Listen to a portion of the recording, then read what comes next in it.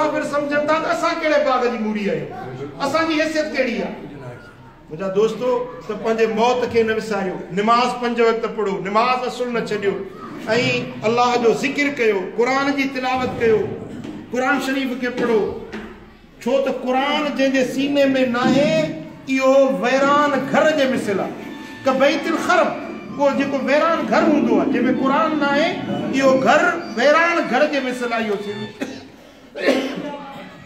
निमाज़ अदा कयो, क़ुरान शरीफ़ जी तिलावत कयो ऐं माशाअल्लाह तव्हांजी हिकिड़ी ख़ूबी तमामु भली आहे। मां दुनिया जा केतिरा मुल्क घुमिया आहिनि पर इहा ख़ूबी जेका उर्दन में मूं ॾिठी आहे ॿिए किथे बि न ॾिठी आहे, जो तव्हां पाण में मुहबत रखो था। इहा मुहबत ऐं मवदत अरबी हिन या अजमी आहिनि, सभिनी जी पाण में कुल मोमिनून इख़वा, सभु मुस्लमान पाण में भाइर आहिनि। ला फज़ल लि अरबिय्यिन अला अजमिय्यिन, के अरबी के अजमी ते, के कारे के, के गोरे ते फज़ीलत न आहे। इहा मुहबत तव्हांजे उर्दन में मूं ॾिठी आहे, मुंहिंजी दिलि ॾाढी ख़ुशि थींदी आहे। मां गुज़िरियल भेरे आयोसि 4 महीना अॻु में ख़ासि ज़ियारतुनि जे लाइ, हिन भेरे मां ख़ासि उर्दन वारनि जी मुहबत में आयो आहियां।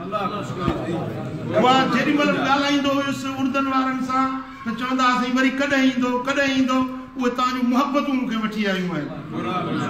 ऐं अल्लाह ताला जल शानो जे दर ते मां दुआगू आहियां, अल्लाह तव्हांखे शाद ऐं आबाद कंदो। मुंहिंजी गुज़ारिश इहा आहे त निमाज़ 5 वक़्त पढ़ो, निमाज़ बिल्कुलु न छॾियो। ऐं ॿी गुज़ारिश तव्हांखे इहा आहे त पंहिंजे बच्चनि खे दीन जो इल्मु पढ़ायो, पंहिंजी ॿोली जेका सिंधी ॿोली आहे या उर्दू जेका उहा ॿोली बि न छॾियो, पंहिंजे बच्चनि खे बि पंहिंजी ॿोली सेखारियो। सम्झो था, हुब्बुल वतन मिनल ईमान, हबीबन करीमन जी हदीस आहे, साईं फरमाइनि था त वतन जी मुहबत ईमान जी निशानी आहे, इहा बि ईमान जी अलामत आहे।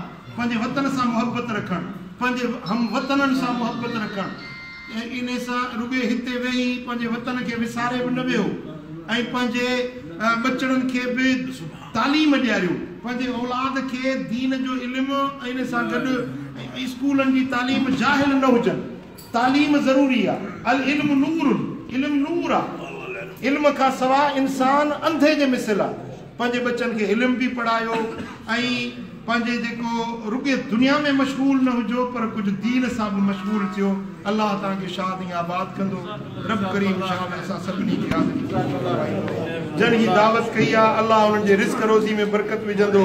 अल्लाह असीं सभिनी खे शाद आबाद कंदो, ख़ुशि हूंदो, शाद आबाद हूंदो। 3 भेरा सभई दुरूद शरीफ़ पढ़ो त दुआ कंदा।